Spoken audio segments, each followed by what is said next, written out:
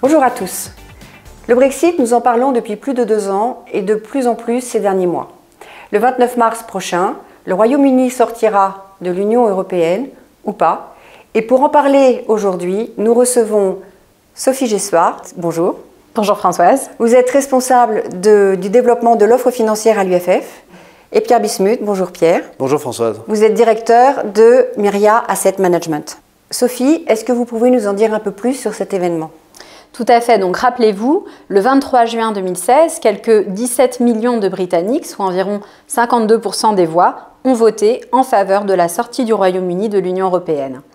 Cet événement a surpris les marchés financiers et les bourses mondiales, notamment les bourses européennes, ont dévissé avant de se reprendre après 2 séances particulièrement difficiles. Depuis, les gouvernements européens et les investisseurs se posent un certain nombre de questions concernant l'organisation et les modalités de sortie du Royaume-Uni. Les questions quand, comment, quoi, quels impacts reviennent de manière très régulière dans les débats.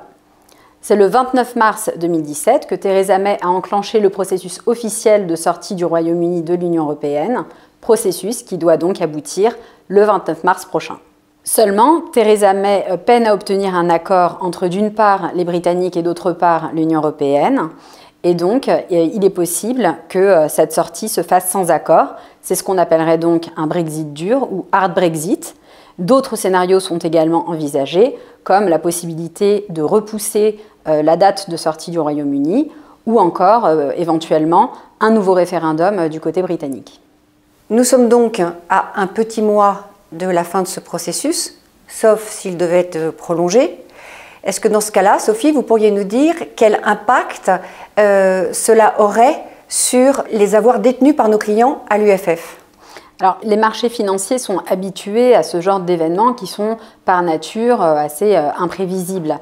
Donc, dans ce cas de figure, il est absolument nécessaire de savoir tenir les positions et de ne surtout pas sortir au plus bas. Il n'est naturellement pas possible de tout prévoir, d'autant plus que cet événement est assez inédit puisqu'aucun pays jusqu'alors n'est sorti de l'Union européenne.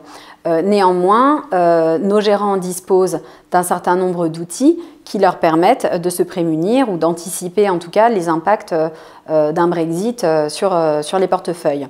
D'ailleurs, à l'UFF, nous restons très vigilants sur ce point et nous échangeons de manière très régulière avec nos partenaires sociétés de gestion qui, en fonction de leur scénario central, implémentent des stratégies dans les portefeuilles de nos clients pour anticiper cet événement.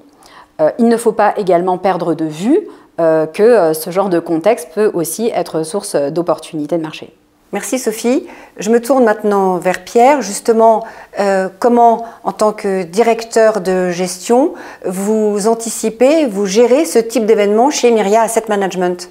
Notre rôle de gérant d'actifs est d'anticiper les événements financiers, mais également de rester vigilant face aux événements politiques. Et comme tout le monde, nous restons dans l'expectative face à ce que vont décider les Britanniques. Nous refusons bien sûr de prendre des risques inconsidérés avec les investissements de nos clients. Nous restons, lorsque cela est possible, sous-exposés aux risques britanniques, mais pas complètement. Ainsi, en cas de sortie par le haut, nous devrions connaître des marchés financiers plutôt constructifs et nous devrions être en mesure de les accompagner substantiellement. A contrario, en cas de Brexit dur, notre moindre exposition devrait probablement nous protéger. Nous avons également décidé d'être plus prudents quant à notre exposition à actions en nous rapprochant de la neutralité par rapport à ce qui prévaut dans nos indices de référence. Merci Pierre, merci à tous les deux. Merci Françoise. Vous l'aurez compris, le Brexit le 29 mars prochain reste un événement qui suscite encore beaucoup d'incertitudes. Quoi qu'il en soit, nous faisons des points réguliers avec nos partenaires asset managers qui ont anticipé cet événement. Et enfin, votre conseiller UFF reste à vos côtés pour répondre à toutes vos questions et bâtir avec vous une stratégie d'investissement long terme. Merci pour votre écoute. À très bientôt.